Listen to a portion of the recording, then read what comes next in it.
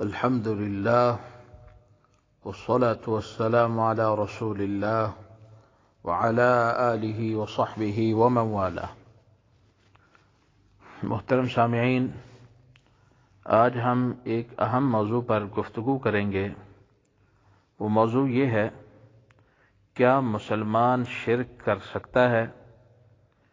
بہت سے حضرات یہ کہتے ہیں کہ مسلمان شرک نہیں کر سکتا، جبکہ حقیقت یہ ہے کہ مسلمان شرک کر سکتا ہے۔ اس پر دلائل ہم بعد میں دیں گے۔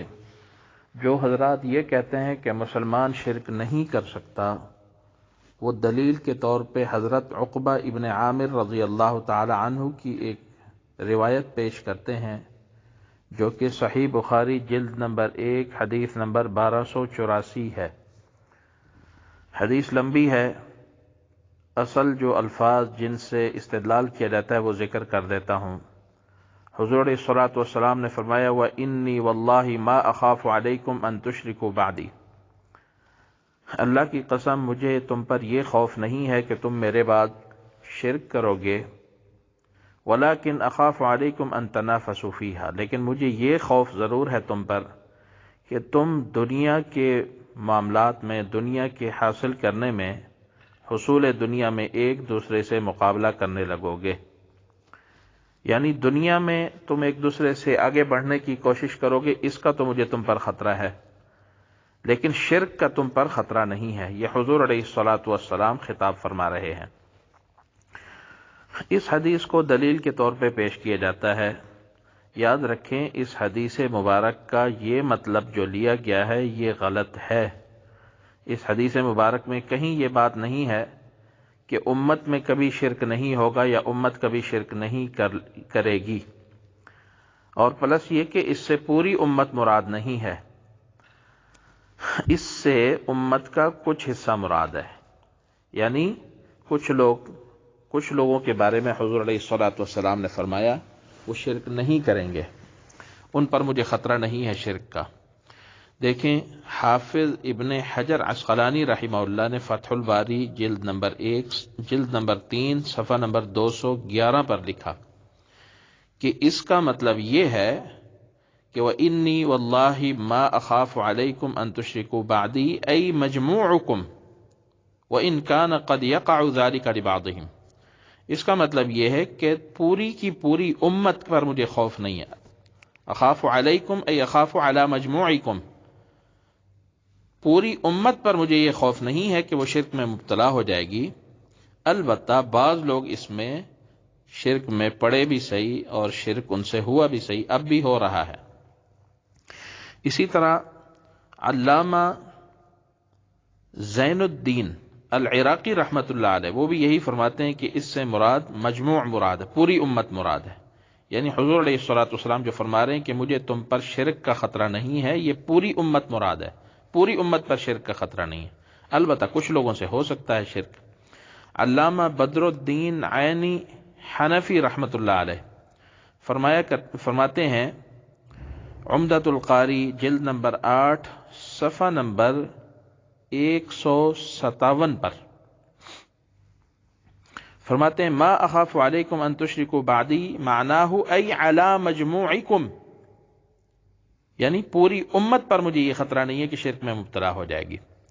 اسی طرح عمدۃ الشفاء قاضی عیاض رحمۃ اللہ علیہ کی جلد نمبر 1 صفحہ نمبر 373، اس پر بھی یہ لکھا ہوا ہے، وَإِنِّي وَاللَّهِ مَا أَخَافُ عَلَيْكُمْ أَيْ عَلَى جَمِيعِكُمْ، یعنی پوری امت پر یہ خطرہ نہیں ہے کہ وہ شرک میں مبتلا ہو جائے گی، البتہ بعض لوگوں سے شرک ہوا بھی ہے، ہو بھی رہا ہے، اور یہ کوئی ناممکن نہیں ہے۔ اب اس پر دلائل سماعت فرما لیں کہ مسلمان بھی شرک کر سکتا ہے۔ قرآن مجید کی آیات سماعت فرما لیں، احادیث۔ قرآن مجید کی ایک آیت ہے جس میں اللہ تعالیٰ نے فرمایا، سورہ یوسف آیت نمبر 106، وَمَا يُؤْمِنُ أَكْثَرُهُم بِاللَّهِ إِلَّا وَهُمْ مُشْرِكُونَ، اکثر لوگ اللہ تعالیٰ پر ایمان نہیں لاتے مگر اس حال میں کہ وہ شرک بھی کرتے ہیں۔ یعنی اللہ پر ایمان بھی لاتے ہیں لیکن شرک بھی کرتے ہیں۔ اس سے معلوم ہو رہا ہے کہ یہ تو مسلمان ہو کر، ایمان لا کر بھی آدمی شرک میں مبتلا ہو سکتا ہے۔ دوسری آیت جس میں اللہ تعالیٰ نے فرمایا، سورۃ الانعام ہے آیت نمبر 82، الذین آمنوا ولم یلبسوا ایمانہم بظلم اولئک لہم الامن وہم مہتدون، وہ لوگ جو ایمان لائے اور انہوں نے اپنے ایمان کو ظلم سے خلط ملط نہیں کیا، اپنے ایمان کو ظلم سے، اپنے ایمان کو ظلم میں نہیں ملایا، ان کے لیے امن ہے، یہ ہدایت یافتہ ہیں۔ جب یہ آیت نازل ہوئی تو صحابہ کرام بڑے پریشان ہوئے کہ یہ تو ہم میں سے کون ہے جس نے ظلم نہ کیا ہو اور اپنے ایمان کے ساتھ ظلم نہ کیا ہو۔ تو حضور علیہ الصلوۃ والسلام نے فرمایا اس سے مراد ظلم نہیں بلکہ اس سے مراد ہے شرک، جس نے اپنے ایمان کے ساتھ شرک کو نہیں ملایا، جس نے اپنے ایمان کے ساتھ شرک کو خلط ملط نہیں کیا، اولئک لہم الامن، ان کے لیے امن ہے اور وہ ہدایت والے ہیں۔ جیسا کہ قرآن مجید کی دوسری آیت میں اللہ تعالیٰ نے فرمایا ان الشرک لظلم عظیم، بے شک شرک سب سے بڑا ظلم ہے، بہت بڑا ظلم ہے۔ تو شرک جس نے نہیں کیا وہ امن والا ہے، وہ ہدایت یافتہ ہے۔ تیسری آیت اللہ تعالیٰ نے فرمایا وَلَا تَأْكُلُوا مِمَّا لَمْ يُذْكَرِ اسْمُ اللَّهِ عَلَيْهِ وَإِنَّهُ لَفِسْقٌ، مسلمانوں کو حکم دیا جا رہا ہے جس جانور پر اللہ کا نام نہ لیا گیا ہو ذبح کرتے وقت اس کو نہ کھاؤ، اس کو نہ کھاؤ۔ کیوں نہ کھاؤ اس کو؟ اللہ تعالیٰ فرما رہے ہیں اس کا کھانا گناہ ہے۔ کیوں؟ وَإِنَّ الشَّيَاطِينَ لَيُوحُونَ إِلَىٰ أَوْلِيَائِهِمْ لِيُجَادِلُوهُمْ، شیطان لوگ اپنے رفیقوں کے دلوں میں یہ بات ڈالتے ہیں کہ تم سے جھگڑا کریں۔ وَلَئِنْ أَطَعْتُمُوهُمْ وَإِنْ أَطَعْتُمُوهُمْ إِنَّكُمْ لَمُشْرِكُونَ، اگر تم نے اطاعت کر دی تو تم بھی مشرک ہو جاؤ گے، تم بھی مشرک ٹھہرو گے۔ اب یہاں کیا فرمایا جا رہا ہے؟ یعنی شیطانوں کی اطاعت کی تو تم بھی مشرک ٹھہرو گے۔ جس جانور کو ذبح کرتے ہوئے اللہ کا نام اس پر نہیں لیا گیا، یعنی بسم اللہ اللہ اکبر نہیں کہا گیا، اس کو نہ کھاؤ۔ چوتھی آیت اللہ تعالیٰ فرما رہے ہیں وعد اللہ الذین آمنوا منکم وعملوا الصالحات لَيَسْتَخْلِفَنَّهُمْ فِي الْأَرْضِ كَمَا اسْتَخْلَفَ الَّذِينَ مِن قَبْلِهِمْ إِلَى آخِرِ۔ فرمایا اللہ کا وعدہ ہے ایمان والوں کے ساتھ اور جنہوں نے جو اعمال صالحہ کرتے ہیں کہ اللہ ان کو زمین میں خلافت عطا کرے گا جیسے ان سے پہلوں کو خلافت عطا ہوئی۔ کن کو؟ صحابہ کرام رضوان اللہ علیہم اجمعین کو جیسے اللہ تعالیٰ نے خلافت عطا فرمائی۔ وَلَيُمَكِّنَنَّ لَهُمْ دِينَهُمُ الَّذِي ارْتَضَىٰ لَهُمْ، اور ان کے دین کو اللہ مستحکم کرے گا، پائیداری عطا کرے گا۔ وَلَيُبَدِّلَنَّهُم مِّن بَعْدِ خَوْفِهِمْ أَمْنًا، اور بد امنی کو اللہ تعالیٰ ختم کر کے اللہ تعالیٰ امن عطا فرمائیں گے۔ لیکن شرط کیا ہے؟ فرمایا یعبدوننی لا یشرکون بی شیئا، شرط یہ ہے کہ یہ لوگ میری عبادت کریں گے اور میرے ساتھ کسی کو بھی شریک نہیں کریں گے، کسی چیز کو بھی شریک نہیں بنائیں گے۔ اور اگر شریک کر دیا ومن کفر بعد ذلک فاولئک هم الفاسقون، جس نے کفر کر دیا تو ایسے لوگ بد کردار ہیں، فاسق ہیں، برے عمل والے ہیں، ان کو اللہ تعالیٰ خلافت عطا نہیں کرے گا۔ اب یہاں دیکھیں خلافت کے ساتھ فرما دیا کہ عبادت صرف میری کرنی ہے، شرک نہیں کرنا۔ شرک کیا جائے گا تو پھر اللہ تعالیٰ خلافت نہیں عطا فرمائیں گے۔ آج یہ بہت بڑا المیہ ہے، ہم اس کو سوچتے ہی نہیں ہیں، حالانکہ ہم سے جا بجا شرک ہو رہا ہے۔ بڑا شرک نہیں ہو رہا تو چھوٹے درجے کا شرک ضرور ہو رہا ہے۔ شرک اکبر میں اگر مبتلا نہیں ہے تو شرک اصغر میں ضرور مبتلا ہے۔ اللہ تعالیٰ میری اور آپ کی اس سے حفاظت فرمائے۔ احادیث مبارکہ جن سے یہ ثابت ہوتا ہے کہ امت میں شرک ہوگا، کئی ساری احادیث مبارکہ ہیں، میں چند ایک آپ کے سامنے رکھ دیتا ہوں۔ بخاری شریف کی حدیث نمبر 6583 ہے، ان رسول اللہ صلی اللہ علیہ وسلم قال لا تقوم الساعة حتى تضطرب الیات نساء دوس على ذی الخلصہ۔ رسول اللہ صلی اللہ علیہ وسلم نے فرمایا قیامت اس وقت تک قائم نہیں ہوگی یہاں تک کہ قبیلہ دوس کی عورتیں، ذو الخلصہ یہ ایک بت کا نام ہے، اس کے آگے اپنے کولہے نہ مٹکائیں، یعنی جیسے ہندوؤں کا بھجن ہوتا ہے ایسے ہی یہ شرک والے مشرک لوگ بتوں کے سامنے اس طرح کا بھجن کرتے ہیں۔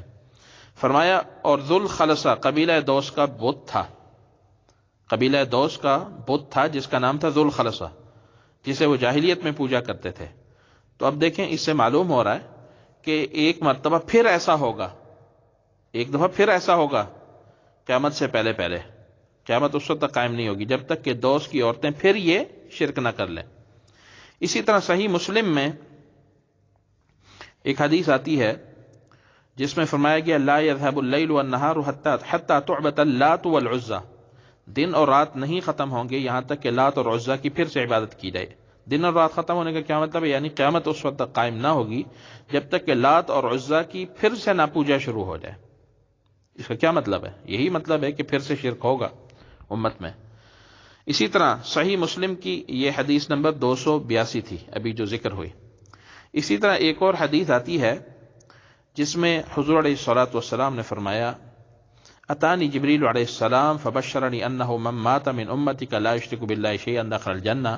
جبرائیل علیہ السلام میرے پاس آئے اور مجھے بشارت دی کہ آپ کی امت میں سے جو بھی اس حالت میں مرا کہ اس نے اللہ کے ساتھ شرک نہیں کیا ہوگا، دخل الجنہ، ڈائریکٹ جنت میں داخل ہوگا، وہ شخص ضرور جنت میں داخل ہوگا، ڈائریکٹ نہیں بلکہ وہ شخص ضرور جنت میں داخل ہوگا۔ قلت وان زرا وان سرق، میں نے کہا اگرچہ اس نے زنا کیا ہو، چوری کی ہو، قال، تو فرمایا وان زنا وان سرق، اگرچہ چوری کی ہو، اگرچہ زنا کیا ہو، تب بھی وہ جنت میں داخل ہوگا۔ یہ حدیث صحیح مسلم میں موجود ہے۔ اب یہاں دیکھیں حضرت جبرائیل علیہ السلام کیا فرما رہے ہیں، شرک نہ کیا ہو اور امت کا لفظ آیا ہے۔ امت کا لفظ کب تک کی امت کے لیے؟ قیامت تک کی امت کے لیے ہے کہ امت میں سے جو بھی شرک نہیں کرے گا وہ جنت میں ضرور داخل ہوگا۔ صحیح مسلم کی ایک اور حدیث ہے 512 نمبر حدیث، حضور علیہ الصلوۃ والسلام فرماتے ہیں لکل نبی دعوت مستجابہ، ہر نبی کو ایک ایسی دعا ملتی ہے جو اس کی ہر صورت میں قبول ہونی ہوتی ہے، اللہ تعالیٰ کی طرف سے عطیہ ہوتا ہے۔ فتعجل کل نبی دعوت، ہر نبی نے جلدی سے وہ دعا کی، یعنی دنیا میں وہ دعا کی۔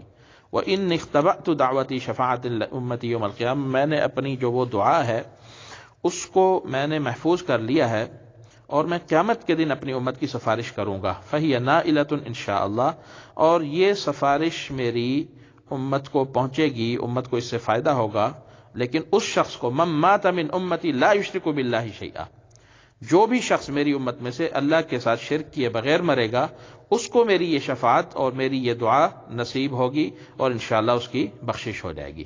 اب اس کا کیا مطلب ہے؟ یہی مطلب ہے نا کہ امت میں شرک ہوگا۔ اور بھی بہت ساری احادیث ہیں اس حوالے سے، اسی پر اکتفا کرتے ہیں، وقت بھی کافی زیادہ ہو رہا ہے۔ اللہ تعالیٰ مجھے اور آپ کو توفیق عمل نصیب فرمائے۔ وآخر دعوانا ان الحمدللہ رب العالمین۔ ہم نے یہ بات ثابت کر لی کہ امت میں شرک ممکن ہے، شرک ہو رہا ہے، اور اللہ جانے بعد میں کیا کیا شرک ہوگا۔ اللہ تعالیٰ میری بھی حفاظت فرمائے، آپ کی بھی حفاظت فرمائے۔ جو حضرات یہ فرماتے ہیں کہ امت میں شرک ہو ہی نہیں سکتا اور اس حدیث سے استدلال کرتے ہیں جو شروع میں ہم نے ذکر کی، ان کی غلطی آپ پر واضح ہو گئی۔